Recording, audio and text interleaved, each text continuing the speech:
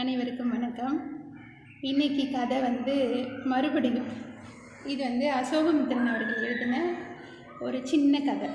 ரொம்ப காமெடியாகவும் இருக்கும். கதையில் போவோம். சந்திரசேகரன் அப்படின்னு சொல்லி ஒருத்தர், அவர் என்ன பண்ணார், அவருடைய மகனை கூப்பிட்டுக்கிட்டு ஹாஸ்பிட்டல் போயிருந்தார். என்னென்னா, அவர்கிட்ட அந்த பையன் நைட்டில் பெட்டை நினச்சிட்றான் அப்படின்னு சொல்லிட்டு, இப்போ பக்கத்து வீட்டில் இருக்கிற பெரியவங்க எல்லாரும் வால் மிளகை அரைச்சி தேனில் குழச்சி கொடுங்க, அப்போ இந்த பிரச்சனை சரியாயிடும் அப்படின்னு சொல்கிறாங்க. அவர் அதை அந்த மாதிரி செஞ்சு பார்க்குறாரு. ஒரு 2 நாள் பரவாயில்லையா இருக்குது. அதுக்கப்புறம் திரும்பியும் பழைய பிரச்சனையாயிடுது. அப்புறம் நைட்டில் பால் கொடுக்காதீங்க, அதனால தான் அப்படி நைட்டில் அவன் பாத்ரூம் போயிடுவான் அப்படின்னு சொல்லி சொல்கிறாங்க. சரின்னு கேட்டு இவர் அதையும் ஃபாலோ பண்ணுறாரு. ஆனாலும் 2 நாள் 3 நாள் தான். அதுக்கப்புறம் திரும்பியும் பழைய மாதிரி நிலமையாக இருக்குது. அதனால தான் இவர் என்ன பண்ணுறாரு, இப்போ ஹாஸ்பிட்டல் போகிறார். டாக்டர்கிட்ட போயிட்டு இந்த மாதிரி பிரச்சனை அப்படின்னு சொன்ன உடனே டாக்டர் குழந்தைய செக் பண்ணி பார்க்குறாரு. பார்த்தா குழந்தைக்கு கண், வயிறு எல்லாமே நல்லா இருக்குது. எதுவுமே பிரச்சனை இருக்கிற மாதிரியே தெரியல. அவர் சொல்கிறாரு, எதுவுமே இல்லையே பிரச்சனை, ஏன் நீங்கள் இப்படி கஷ்டப்படுறீங்க அப்படின்னு சொல்லிட்டு கேட்டால், இல்லை டாக்டர், இந்த 3 வருஷமாக இதே பழக்கமாக இருக்குது, எங்களால் தாங்கிக்கவே முடியல, நீங்கள் ஏதாவது ட்ரீட்மெண்ட்டு கண்டிப்பாக கொடுத்தாகணும் அப்படின்னு சொல்லிட்டு சொல்கிறாங்க. ஆனால் இவன் சொல்லவும் டாக்டர் உங்களுக்கு இது முதல் குழந்தையா அப்படின்னு சொல்லி கேட்குறாரு. ஆமாம் அப்படின்னு சொன்னோடனே, அதுதான் நீங்கள் ரொம்ப பயப்படுறீங்க. இங்கே வர பேஷண்ட் எல்லாம், பெற்றோர்கள்லாம் குழந்தைக்கு நீர் இறங்கலைன்னு சொல்லி கஷ்டப்படுறாங்க. நீங்கள் என்னென்ன இந்த குழந்தைக்கு இப்படி நீர் இறங்குதுன்னு சொல்லி கஷ்டப்படுறீங்களே அப்படின்னு சொல்லிட்டு எதுவுமே மருந்து எழுதி தராமையே போங்கன்னு சொல்லிடுறாரு. இப்போ சந்திரசேகரன் ஃபீஸ் டாக்டர் அப்படின்னு கேட்குறாரு. ஃபீஸில் எனக்கு எதுவும் வேணாப்பா, நீங்கள் போங்க அப்படின்னு சொல்லிடுறாரு. உடனே சந்திரசேகரன் வீட்டுக்கு பார்த்தா, அதுக்கப்புறம் 1 வாரம் வரைக்கும் இந்த பையன் முத்துக்கு எந்த பிரச்சனையும் இல்லை, நைட்டில் பெட்டு நினைக்காமல் இருக்கான் அப்படின்னு சொல்லிட்டு சந்திரசேகரனுக்கு ரொம்ப மகிழ்ச்சி ஆகிடுது. பார்க்குறவங்க கிட்டலாம் அதை பற்றி சொல்லிடுறான் பெருமையாக. யாருக்காவது சின்னதாக தலைவலின்னா கூட உடனே அந்த டாக்டர்கிட்ட போங்க, அவர் ரொம்ப நல்லா மெடிசன் கொடுக்குறாரு, சமயத்தில் ஃபீஸ் கூட கேட்க மாட்டார் அப்படின்லாம் சொல்லி அனுப்புகிறான்.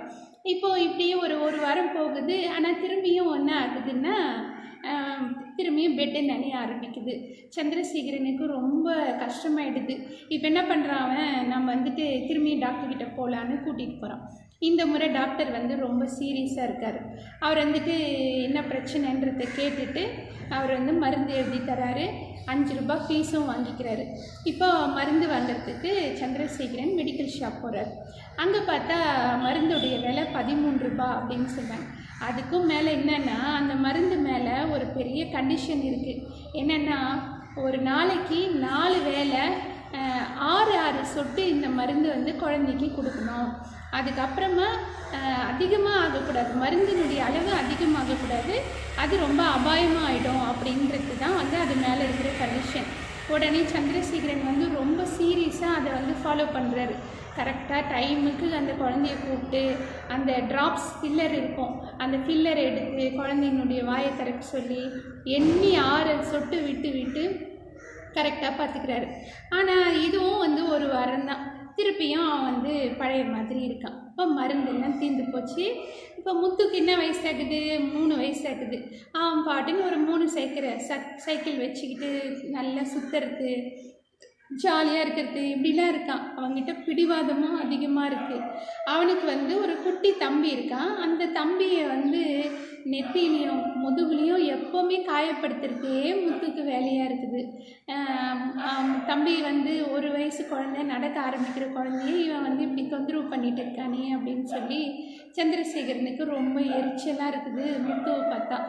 இப்போது இந்த நைட்டில் சந்திரசேகரன் படுக்கையில் பெட்டுக்கு மேலே ரப்பர் ஷீட் போடுவாங்க இல்லையா, குழந்தைங்களுக்கெல்லாம் பாத்ரூம் போயிட்டா அது வந்து பெட்டு நாசமாக்காமல் இருக்கணும் அப்படின்னு சொல்லிட்டு, அந்த மாதிரி இந்த ரப்பர் ஷீட் போடுறதுல இவருக்கு ரொம்ப சோம்பேறித்தனமாக இருக்குது.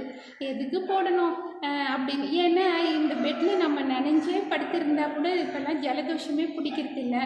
அதனால் எதுக்கு போடணும் அப்படின்னு இவருக்கே ரொம்ப ஒரு கேர்லெஸ்ஸாக அப்படியே விட்டுடுறாரு. ஆனாலும் இந்த பிரச்சனை வந்து இவருக்கு ரொம்ப கடுப்பாக மனசுக்குள்ளேயே இருக்குது. ஒரு நாள் வந்து அவங்க சித்தி வந்து ஊரில் இருந்து வராங்க. அவங்க சித்தி சொல்கிறாங்க, ஏன்பா இந்த பிரச்சனைக்கெல்லாம் வந்து முடிக்கயிறு கட்டினா சரியாயிடும் அப்படின்னு சொல்லிட்டு.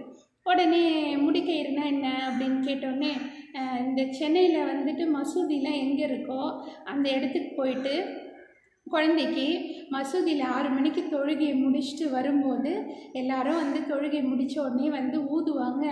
அப்படி வந்து ஊதுறதுக்கு 3 நாள் கூட்டிகிட்டு போ, அதுக்கும் முன்னாடி முடிக்கயிறு கட்டிடு குழந்தைக்கு அப்படின்னு சொல்லிட்டு சொல்கிறாங்க. இவன் வந்துட்டு எங்கே இருக்குதுன்னு விசாரித்தா 1000 விளக்கு பகுதியில் மசூதிலாம் இருக்குது அப்படின்னு சொல்லி தெரியவும் இவன் வந்துட்டு போகிறான். அங்கே பார்த்தா இத்தனை வருஷமாக நம்ம சென்னையில் இருக்கோம், நமக்கு இது தெரியலையே, அந்த 1000 விளக்கு பகுதியில் எத்தனை மசூதி இருக்குது அப்படின்னு சொல்லிட்டு எந்த மசூதியில் முடிக்கயிறு கட்டுவாங்க அப்படின்றத வந்து இவன் யோசிச்சுக்கிட்டு கேட்டு தெரிஞ்சுக்கிட்டு வந்துடுறான். சாயந்தரம் வந்து இவனும் இவனுடைய மனைவியும் குழந்தை முத்தை கூட்டிக்கிட்டு போகிறாங்க. அங்கே போய் பார்த்தா ஒரு பெரிய லைனே நிற்குது, பெரிய கும்பல் நிற்குது. எல்லா பெண்களும் இடுப்பில் வந்து குழந்தைய வச்சுக்கிட்டு நின்றுட்டு இருக்கிறாங்க. நமக்கு மட்டும்தான் இந்த பிரச்சனைன்னு நினச்சோம், பார்த்தா இத்தனை பேர் இருக்காங்களா அப்படின்னு சொல்லி இவன் நினச்சிக்கிட்டு இருக்கான். இப்போ இவங்க 2 பேரையும் பார்த்த உடனே அந்த கூட்டம் வந்து அப்படியே விலகி வழி கொடுத்து விடுறாங்க. அங்கே பார்த்தா ஒரு படிக்கட்டில் ஒருத்தர் உட்காந்துன்னு இருக்கார். அவர் வந்துட்டு, வாங்க வாங்க, உங்களுக்கு என்ன பிரச்சனை?